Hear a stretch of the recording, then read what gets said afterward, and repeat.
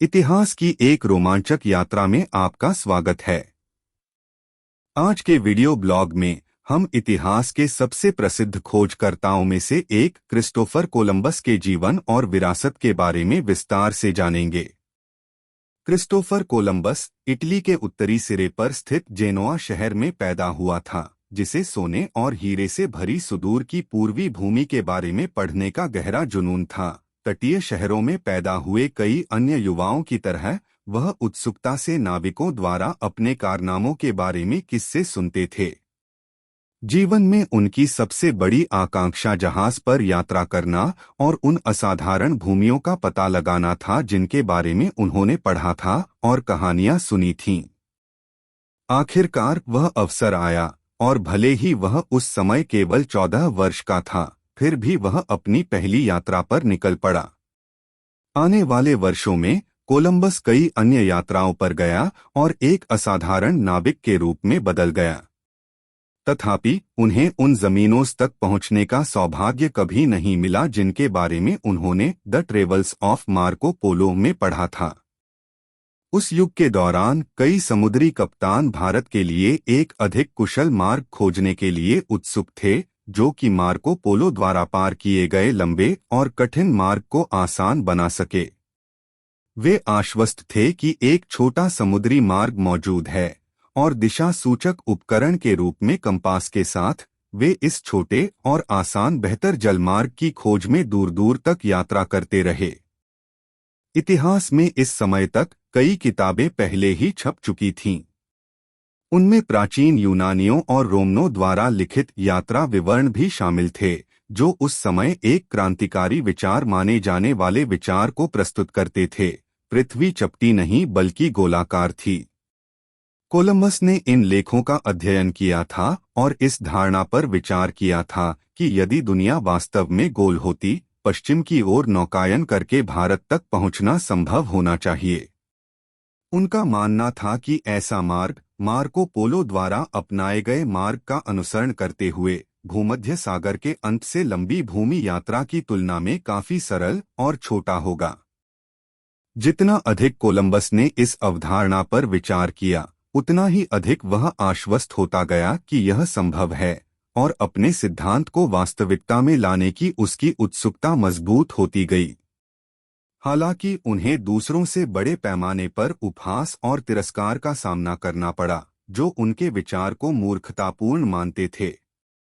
अपने प्रयोग के लिए जहाज खरीदने या किराए पर लेने के लिए उनके पास आवश्यक धन की कमी थी, और उन्होंने अपने विचार का समर्थन करने के इच्छुक किसी व्यक्ति को ढूंढने की बहुत कोशिश की। प्रारंभ में कोलंबस ने पुर्तगाल की ओर रुख किया, जो समुद्र के तट के किनारे मौजूद है। समुद्र के निकट होने के कारण पुर्तगाल में प्राचीन फोनीशियनों की तरह समुद्री यात्रा की एक प्रसिद्ध परंपरा थी। कोलंबस का मानना था कि पुर्तगाली उसके विचार को स्वीकार कर सकते हैं और सहायता की पेशकश कर सकते हैं। इसके अतिरिक्त पुर्तगाल के राजा को अज्ञात क्षेत्रों की खोज में गहरी रुचि थी, जिसने कोलंबस को पुर्तगाल में समर्थन लेने के लिए प्रोत्साहित किया। हालांकि पुर्तगाल के राजा ने अन्य लोगों की तरह कोलंबस को मूर्ख कहकर खारिज कर दिया और उसके प्रयास का समर्थन करने से इनकार कर दिया। फिर भी राजा कोलंबस के विचार की गहन जांच करना और उसकी सत्यता सुनिश्चित करना चाहते थे। इसके अतिरिक्त यदि वास्तव में खोजी जाने वाली नई जमीनें थीं, तो वह इसका श्रेय अपने लिए लेना चाहता था। उसने गुप्त रूप से अपने कुछ समुद्री कप्तानों को पश्चिमी मार्ग का पता लगाने के लिए भेजा। खोज की एक लंबी अवधि के बाद वे सभी खाली हाथ लौट आए, और जहां तक संभव हो सके अपने उद्यम के बावजूद उन्हें पानी के अंतहीन विस्तार के अलावा पश्चिम में स्पष्ट रूप से कुछ भी नहीं मिला। हताशा में कोलंबस ने अपना ध्यान अगले देश स्पेन की ओर लगाया, जो उस समय राजा फर्डिनेंड और रानी इसाबेला के शासन के अधीन था। उस समय स्पेन के राजा मूर्स के साथ संघर्ष में बुरी तरह उलझे हुए थे, जो लंबे समय से उनके देश में मौजूद थे, और वे फ्रांस तक उत्तर की ओर पहुंच गए थे। फर्डिनेंड और इसाबेला अंततः मूरों को उनकी भूमि से बाहर निकालने में सफल रहे। आखिरकार रानी इसाबेला कोलंबस के विचारों और योजनाओं से अत्यधिक प्रभावित हो गईं और अंततः उन्होंने अपना समर्थन देने का वादा किया। वह जहाज खरीदने के लिए धन उपलब्ध कराने के लिए यदि आवश्यक हो तो अपने गहने बेचने की पेशकश करने तक पहुंच गई। सौभाग्य से बात उस तक नहीं पहुंची। रानी इसाबेला के समर्थन से कोलंबस ने 3 मामूली आकार के जहाज खरीदे, नीना, पिंटा और सांता मारिया। अंत में सभी तैयारियां पूरी हो गईं और कोलंबस लगभग 100 नाविकों के साथ पालोस के स्पेनिश बंदरगाह से रवाना हो गया। उनमें से कई अपराधी थे जिन्हें अपनी सजा से छुटकारा पाने का विकल्प दिया गया था, या तो कारावास का सामना करें या इस खतरनाक यात्रा पर आगे बढ़ने के लिए सहमत हों। उन्होंने कैद में रहने के बजाय समुद्र में जोखिम उठाने का विकल्प चुना। कोलंबस ने अटलांटिक महासागर के विशाल विस्तार में प्रवेश करते हुए सीधे डूबते सूरज की ओर अपना रास्ता तय किया। वह दिन-रात एक ही पश्चिम दिशा में रास्ते में कैनरी द्वीप समूह से गुजरते हुए आगे बढ़ता रहा। 1 महीने से अधिक समय तक समुद्र में रहने के बाद कोलंबस का दल चिंतित होने लगा। समुद्र का असीम अनंत विस्तार, किसी भी दिशा में कोई जमीन नजर न आने की बात उनके दिमाग पर छाने लगी। संदेह घर कर गया और पीछे मुड़ने के विचार मन में आने लगे। यह डर कि वे कभी भी अपने घर का रास्ता नहीं खोज पाएंगे उनके मन पर हावी होने लगा। उन्होंने आगे बढ़ने को पागलपन मानते हुए कोलंबस से रास्ता बदलने का अनुरोध किया। उनकी नजरों में आगे अनंत तक फैले पानी के अलावा कुछ भी नहीं था और अनिश्चित काल तक आगे बढ़ने की संभावना उनकी आत्माओं पर भारी पड़ रही थी। कोलंबस अपने दल के साथ गर्मागरम बहस में उलझा रहा, लेकिन उसकी दलीलें कहीं नहीं टिकीं। उनके बढ़ते असंतोष को दबाने के आखिरी प्रयास में उन्होंने एक वादा किया, यदि उन्हें जल्द ही जमीन नहीं मिली तो वह वापस लौटने के लिए तैयार होंगे। हालांकि जैसे जैसे दिन बीतते गए और जमीन का कोई संकेत नहीं मिला, नाविकों ने कोलंबस के खिलाफ साजिश रचनी शुरू कर दी।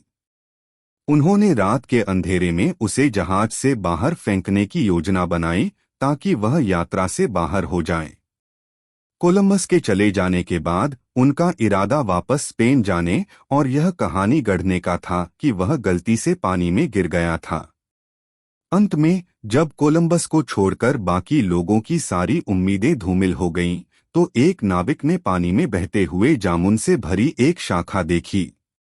यह एक हैरान करने वाला दृश्य था। यह कहां से आ सकता था?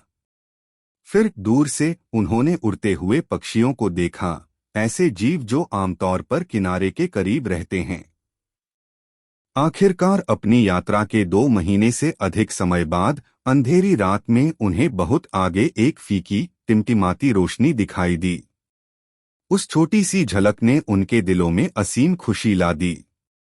चालक दल के लिए प्रकाश का एक ही अर्थ था, मनुष्य की उपस्थिति और अधिक महत्वपूर्ण बात, भूमि। आखिरकार भूमि। 12 अक्टूबर 1492 की सुबह तीनों जहाज तट पर पहुंचे। कोलंबस उत्सुकता से जहाज से उतरा, घुटनों के बल बैठ गया और ईश्वर के प्रति कृतज्ञता की प्रार्थना की। इसके बाद उन्होंने भूमि पर स्पेन का दावा पेश करते हुए स्पेनिश झंडा फहराया और इसे सैन साल्वाडोर नाम दिया, जिसका स्पेनिश में अनुवाद पवित्र उद्धारकर्ता होता है। उस समय कोलंबस को विश्वास था कि वह अंततः भारत पहुंच गया है। हालांकि जैसा कि हम अब समझते हैं, उत्तर और दक्षिण अमेरिका वाला एक विशाल महाद्वीप उसके रास्ते में था, जो उसे भारतीय उपमहाद्वीप तक पहुंचने से रोक रहा था। वास्तव में उसने उस स्थान के तट पर एक छोटे से द्वीप पर कदम रखा था जिसे अब हम अमेरिका के रूप में पहचानते हैं। कोलंबस को द्वीप पर जिन मूल निवासियों का सामना करना पड़ा, वे उन सभी लोगों से भिन्न थे जिन्हें उसने पहले देखा था। उन्होंने अपने शरीर और चेहरे को पेंट से सजाया था और अपने बालों में पंख लगा रखे थे। गलती से यह मानते हुए कि वह भारत आ गया है, कोलंबस ने इन लोगों को इंडियन कहा, एक ऐसा नाम जो अमेरिका के मूल निवासियों का वर्णन करने के लिए आज तक कायम है। कोलंबस ने आसपास के द्वीपों की खोज जारी रखी, लेकिन उसे निराशा हुई। उसे सोने, कीमती पत्थरों या अपेक्षित धन की खोज नहीं हुई, जैसा कि मार्को पोलो ने वर्णित किया था। उसने उसी रास्ते से स्पेन लौटने का फैसला किया, जिस रास्ते से वह पहले गया था। वह उस नई भूमि के कुछ मूल निवासियों को स्पेन में प्रदर्शन के लिए ले गया था। वह स्पेन में तंबाकू भी लाए, एक ऐसा पदार्थ जिसे उन्होंने वहां के स्थानीय लोगों को धूम्रपान करते हुए देखा था, जो पहले यूरोप में अज्ञात था।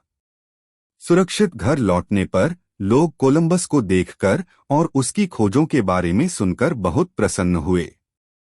शुरुआती उत्साह बहुत ज्यादा था, लेकिन यह ज्यादा देर तक नहीं रहा। जल्द ही कुछ लोगों ने कोलंबस की उपलब्धियों को कम करके आंकना शुरू कर दिया, यह सुझाव देते हुए कि जमीन मिलने तक पश्चिम की ओर नौकायन करना कोई असाधारण उपलब्धि नहीं थी और इसे कोई भी कर सकता था। एक दिन राजा के दरबार के रईसों के साथ भोजन करते समय, जो उसकी उपलब्धियों को कम करने का प्रयास कर रहे थे, कोलंबस ने एक अंडा लिया और उसे मेज के चारों ओर बढ़ा दिया। उन्होंने प्रत्येक रईस से पूछा कि क्या वे अंडे को उसके सिरे पर खड़ा कर सकते हैं, लेकिन उनमें से कोई भी सफल नहीं हुआ। जब अंडा कोलंबस के पास लौटा तो उसने उसे धीरे से थपथपाया, जिससे वह थोड़ा टूट गया और चपटा हो गया, और अंडा सीधा खड़ा हो गया। फिर उन्होंने समझाया, यह बहुत आसान है यदि आप केवल यह जानते हैं कि कैसे। इसलिए जब मैंने इसे एक बार किया है और आपको दिखाया है कि कैसे, जब तक आपको जमीन नहीं मिल जाती तब तक पश्चिम की ओर जाना उतना ही आसान है। कोलंबस ने इस सरल प्रदर्शन का उपयोग इस बात पर जोर देने के लिए किया कि उसकी उपलब्धि महत्वपूर्ण थी, क्योंकि उसके पास इसे हासिल करने के लिए ज्ञान और दृष्टिकोण था। कोलंबस ने वास्तव में अमेरिका की कुल 4 यात्राएं की, फिर भी वह इस बात से अनभिज्ञ रहा कि वह एक बिल्कुल नए महाद्वीप पर पहुंच गया है। इनमें से एक यात्रा के दौरान वह दक्षिण अमेरिका में पहुंचे, लेकिन वह उत्तरी अमेरिका महाद्वीप तक पहुंचने में कभी कामयाब नहीं हो सके। उनके अभियानों ने यूरोपीय अन्वेषण और अंततः नई दुनिया के उपनिवेशीकरण की नींव रखी, भले ही उस समय उन्हें अपनी खोजों के महत्व की पूरी समझ नहीं थी। अपनी यात्राओं से अपेक्षित धन और चमत्कार लाने में कोलंबस की विफलता के कारण लोगों की रुचि उसमें कम हो गई। कुछ व्यक्तियों ने द्वेष और ईर्ष्या से प्रेरित होकर उन पर गलत काम करने का आरोप लगाया। कोलंबस को कठिनाई और अपमान के दौर का सामना करना पड़ा। उसे जंजीरों में डाल दिया गया और वापस स्पेन भेज दिया गया। हालांकि अंततः उन्हें मुक्त कर दिया गया। उसने जंजीरों को मानव जाति की कृतघ्नता के प्रतीक के रूप में रखा और अनुरोध किया कि उन्हें उसके साथ दफनाया जाए।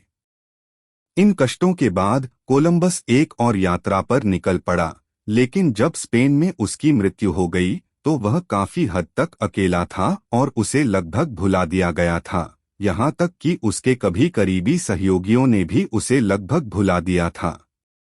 यह उस व्यक्ति के लिए एक उल्लेखनीय विरोधाभास था जिसने दुनिया के लिए एक नए महाद्वीप की खोज की थी और मानव इतिहास को बदल दिया था।